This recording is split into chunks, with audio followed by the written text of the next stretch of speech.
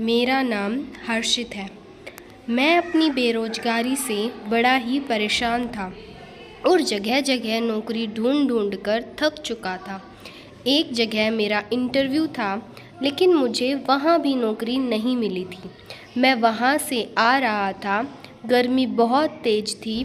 Sir उठाकर मैंने आसमान की तरफ देखा तो धूप चिड़चिड़ाती हुई आँखों में लग रही थी। मेरी आंखें नहीं खुल रही थी। माथे पर आ रहा पसीना मैंने साफ किया और गहरी सांस ली। आसपास देखने लगा, आज तो सूरज भी आग उगल रहा था। ऐसा लग रहा था जैसे सूरज भी मुझे आजमा रहा है।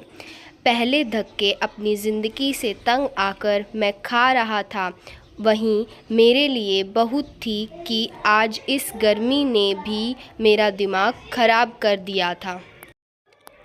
मैं अपने हाथ में पड़ी हुई फाइल को अपने सर पर रखकर खुद पर छांव बनाने की तलाश करने लगा। कम से कम कुछ देर के लिए खड़ा होकर अपने शरीर को ठंडक ही पहुंचा लूं। सड़क किनारे मैं तेज तेज कदम उठाता हुआ चला जा रहा था। तभी अचानक मुझे एक पेड़ नज़र आया। मैं उस पेड़ के नीचे आकर खड़ा हो गया। पूरी सड़क पर चारों तरफ धूप फैली हुई थी। इस पेड़ की छाँव में खड़े होकर मुझे कुछ सुकून मिल गया था। अपने बैग से पानी की बोतल निकालकर जैसे ही पानी के लिए मुंह से लगाया तो पानी भी ख़त्म हो चुका था।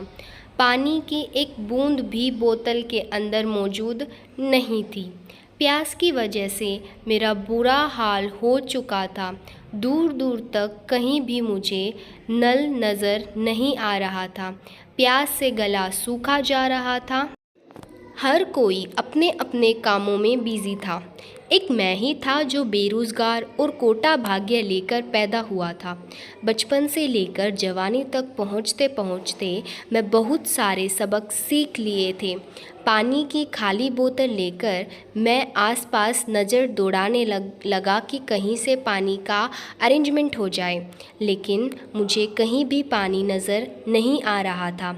अगर कहीं कोई नल दिख जाता तो मैं इस बोतल को ही भर लेता। अभी मैं आसपास देख ही रहा था कि अचानक मुझे महसूस हुआ जैसे मेरे पास कोई खड़ा है। तभी किसी ने मेरे आगे हाथ बढ़ा दिया। मैं कंफ्यूज हो रहा था। मैंने जैसे ही उसे हाथ की तरफ देखा तो उस हाथ में ठंडे पानी की बोतल थी। वह हाथ मेरी तरफ बढ़ रहा था। वह बिल्कुल गोरा, दूध जैसा सफ़ेद हाथ था। उसमें सोने की एक अंगूठी और चमकीली चमकीली चूड़ियाँ थीं। मैंने उस हाथ से नज़र जब सामने की तरफ उठाकर उस इंसान के चेहरे पर डाली तो मैं चौंक गया था। वह एक औरत थी जिसने गुलाबी रंग की साड़ी पहनी हुई थी। वह औरत बहुत ज़्यादा खूबसूरत थी। उसकी उम्र तो 40 साल लग रही थी, लेकिन इतनी उम्र होने के बावजूद भी उसका शरीर ऐसा लग रहा था जैसे किसी 20-25 साल की लड़की का होता है। उसने अपने आप को बहुत फिट बनाकर रखा हुआ था। उसकी आंखों पर एक अजीब सी चमक थी और चेहरे पर मुस्कुराहट आई हुई थी। उसने हाई फाई मेकअप कर रखा था। कहने लगी, ये लो, यह पानी पी लो। तुम्हें प्यास लग रही थी ना?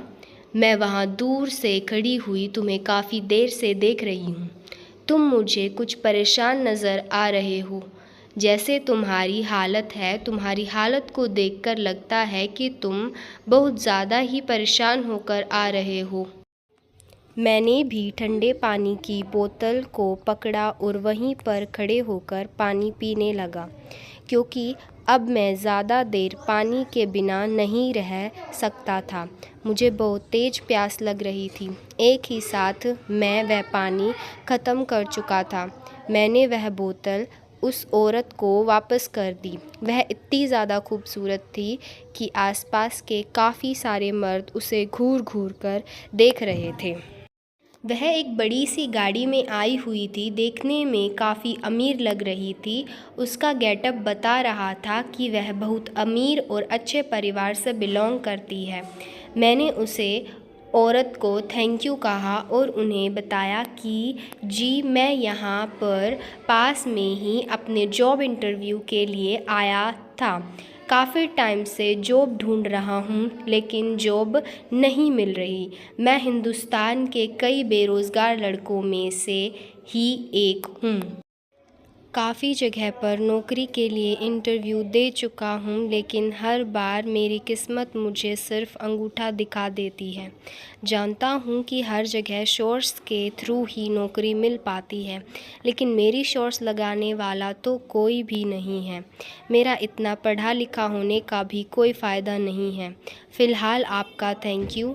मैं इस औरत को 1-2 बार फिर से थैंक यू कहा और जल्दी से जल्दी मैं अपने घर जाना चाहता था क्योंकि घर जाकर मुझे अपनी बीमार माँ और जवान बहन के लिए खाने के लिए सब्जी भी लेकर जानी थी। मैं वहाँ से खाना पकाने के लिए कुछ लेकर जाता तभी मेरे घर में मुझे बना हुआ खाना मिलना था क्योंकि एक मैं ही था जिसके ऊपर घर की सारी जिम्मेदारी थी। आगे की कहानी जानने के लिए वीडियो को लाइक और चैनल को सब्सक्राइब करें।